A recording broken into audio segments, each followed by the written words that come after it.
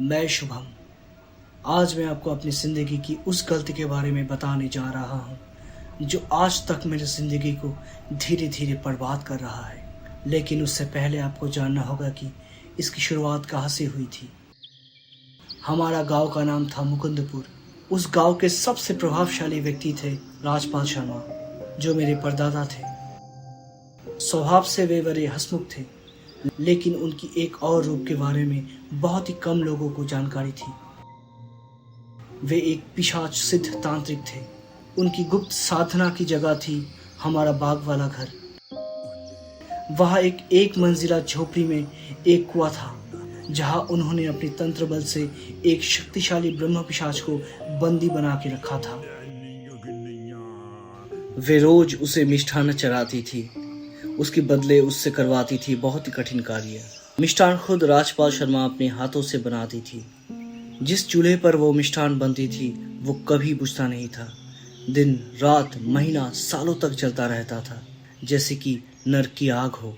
कहा जाता है कि उस चूल्हे की आग उसने किसी ब्राह्मण की चिता से लेकर स्थापित की थी। एक दिन राजपाल शर्मा को किसी खास काम से बाहर जाना पड़ा और चूल्हा जलाए रखने की जिम्मेदारी उसने अपनी प्यारी 12 साल की पोती विशाल को दी।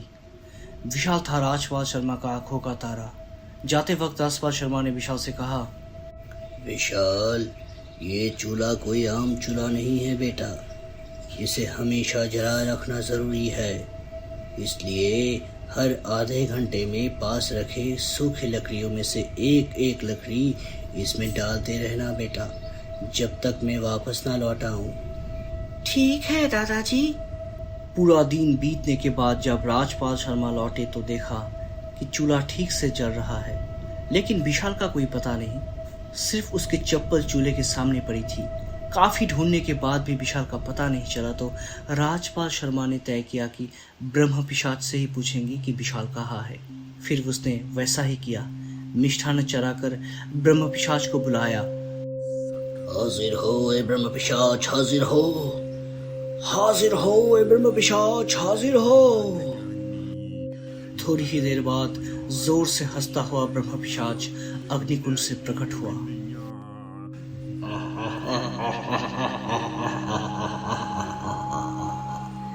बोल, क्यों बुलाया मुझे? विशाल मेरा जान से प्यारा पोता है, मेरी आंखों का तारा। वो कहाँ है? मुझे बता दो ब्रह्म पिशाच, वो कहाँ है? बताओ मुझे। तेरा पोता बड़ा चंचल निकला। तू जाते ही वो खेल में मस्त हो गया, चूल्हे की कोई परवाह नहीं की। मैंने उसे बार बार इशारा किया कि लकड़ी डाले, लेकिन वो नहीं माना। फिर मैंने ही उसे आग में फेंक दिया।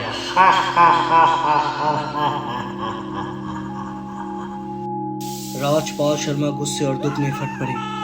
वो शोक में डूब गए।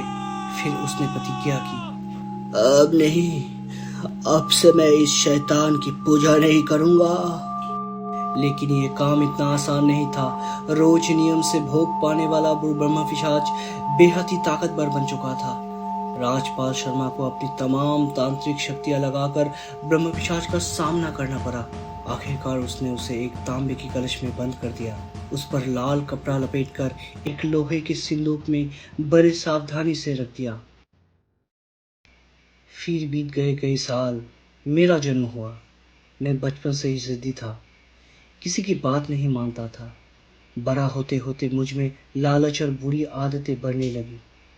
इस तरह एक दिन मैंने तहखाने में रखे उस लोहे के सिंदूक को देख लिया। मैंने सोचा इसमें ज़रूर कोई कीमती चीज़ होगी। तो उस तूफानी रात मैं दादी की तकिए के नीचे से चाबी चुराकर सिंदूक खोल डाला। देखा उसमें लाल कपड़े में लिपटा तांबे का कलश रखा था।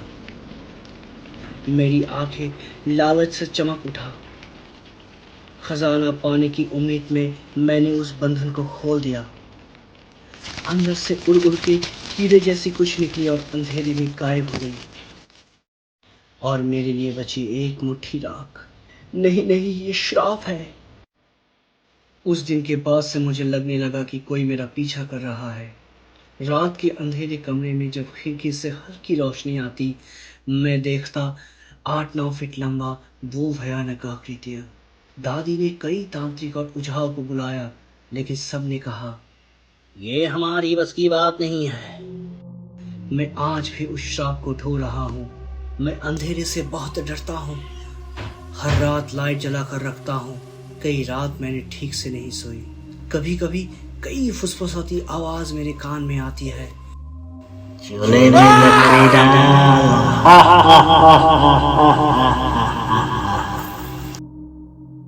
तो दोस्तों, कैसा लगा आज का कहानी?